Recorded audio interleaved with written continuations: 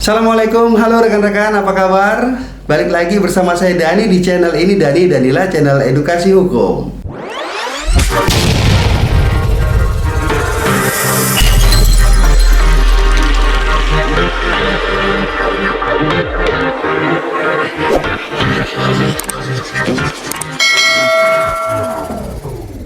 Dalam video kali ini saya akan mengulas tentang bagaimana sih sebenarnya cara kerja mafia tanah untuk melakukan atau melancarkan aksinya. Saya berharap video ini dapat rekan-rekan jadikan sebagai bagian dari upaya untuk mengantisipasi bagaimana kemudian rekan-rekan terhindar dari sasaran atau paling tidak menjadi korban ganasnya mafia tanah ini. Dari contoh kasus yang ada, dan kita bisa membaca atau menonton beritanya di beberapa media massa, ada modus operandi yang dilancarkan oleh mafia tanah ini yang dapat kita jadikan sebagai pelajaran.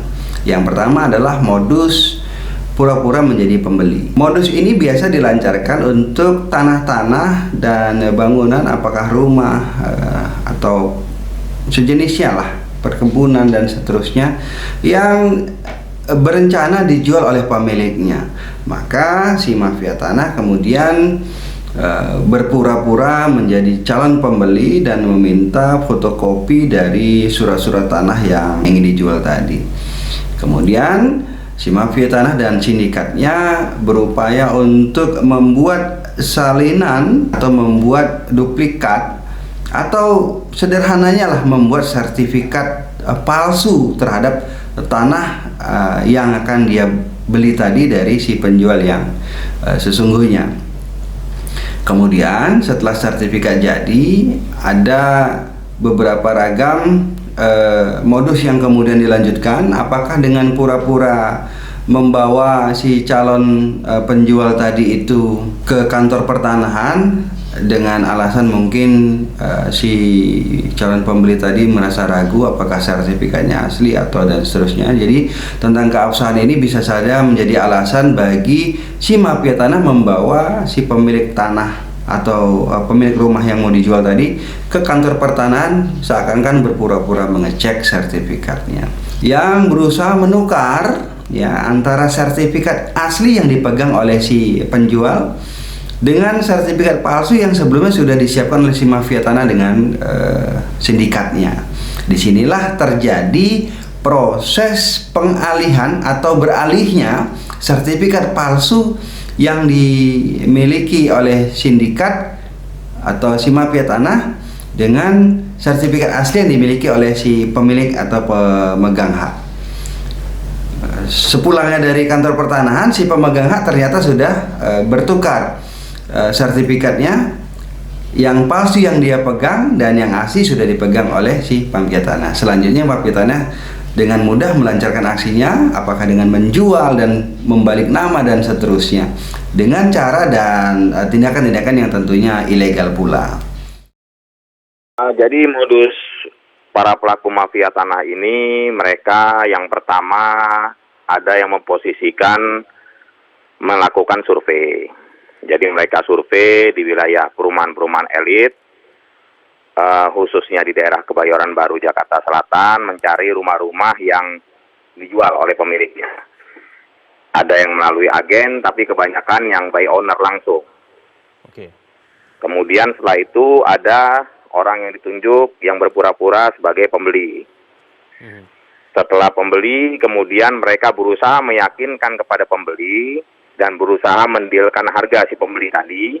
Si pembeli tadi berusaha meyakinkan kepada si penjual mengenai harga dan meminta bertemu di notaris yang ditunjuk oleh si pembeli. Ya. Notaris pun sudah disiapkan dengan kantor yang bagus, namun notaris itu sendiri adalah notaris fiktif. Baik. Nah, dari notaris fiktif itu kemudian si penjual tadi diminta untuk menyerahkan sertifikat.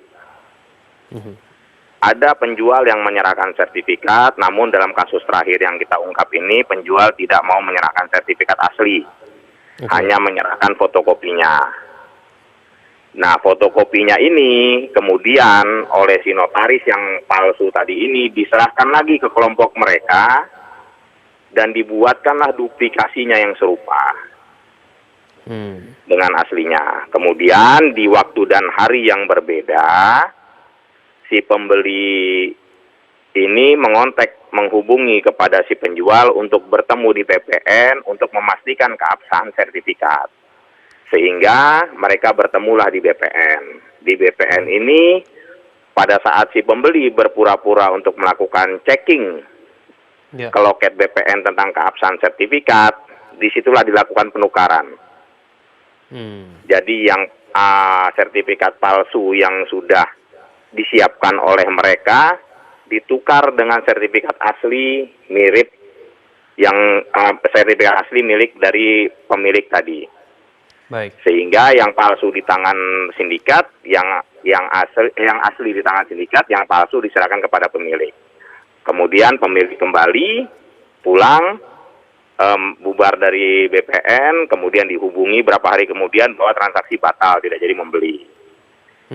Tidak jadi membeli, kemudian sertifikat asli yang sudah disindikat digadaikan. Modus kedua ini terjadi untuk lahan-lahan yang kecenderungan cukup luas jumlahnya, apakah lahan pertanian ataupun lahan-lahan yang bisa dijadikan sebagai pengembang atau properti atau perumahan di tengah kota misalkan. Modusnya adalah dengan mendesain atau menciptakan suatu peristiwa yang seakan-akan ada kepentingan konflik di dalam tanah tersebut. Lalu muncullah sengketa yang dibawa ke depan atau ke hadapan majelis hakim di persidangan, baik tuntutan perdata maupun tuntutan lainnya.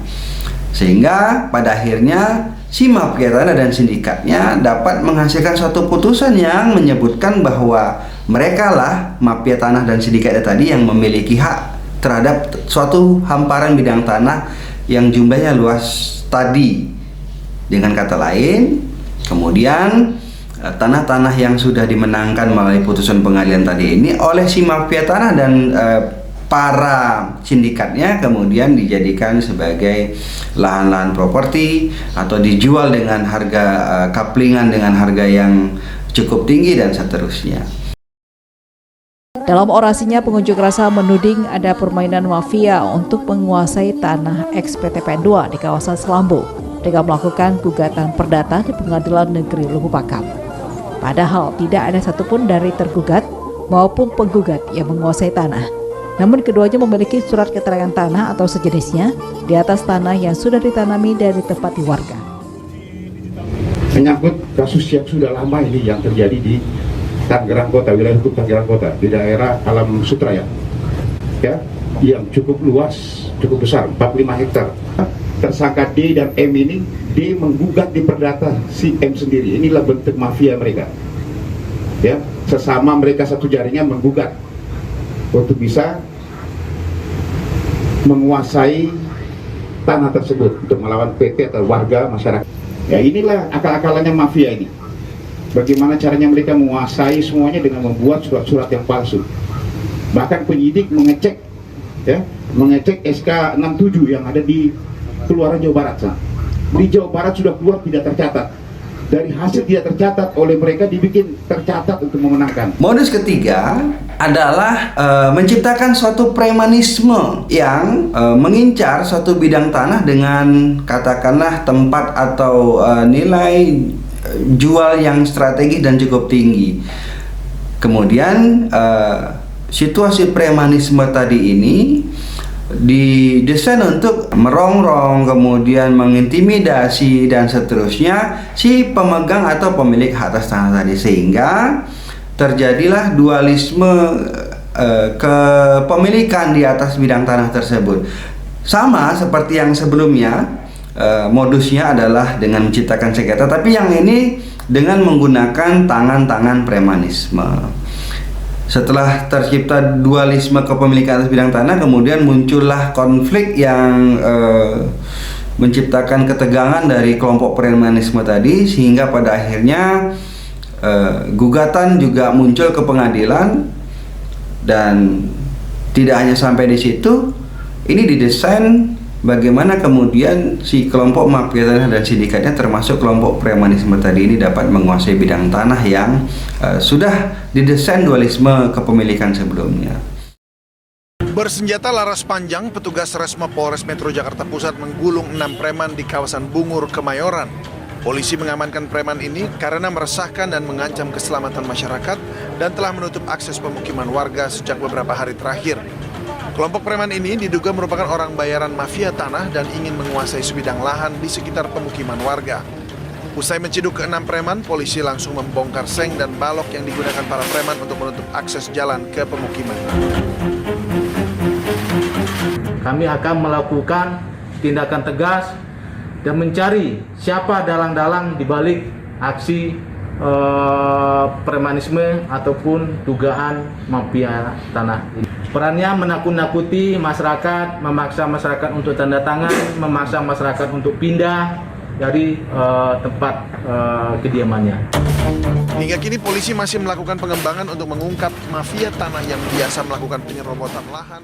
Tidak heran juga ada beberapa modus operandi dari mafia tanah ini yang tidak hanya berdimensi perdata, tetapi juga ada upaya-upaya yang mereka lakukan yang justru kental dengan dimensi pidananya. Tidak terlepas di dalamnya adalah pemalsuan, kemudian kegiatan-kegiatan lain yang justru di dalamnya berefek kepada kerugian tidak hanya material tetapi moral bagi si pemilik tanahnya. Saya kira ini beberapa modus yang dapat rekan-rekan jadikan sebagai referensi untuk dapat menghindarkan diri dari jeratan atau serangan para mafia tanah. Lindungi hak atas tanah kita, hati-hati dengan berbagai manuver dan modus operandi para mafia tanah. Terima kasih, sampai ketemu pada video berikutnya. Assalamualaikum warahmatullahi wabarakatuh.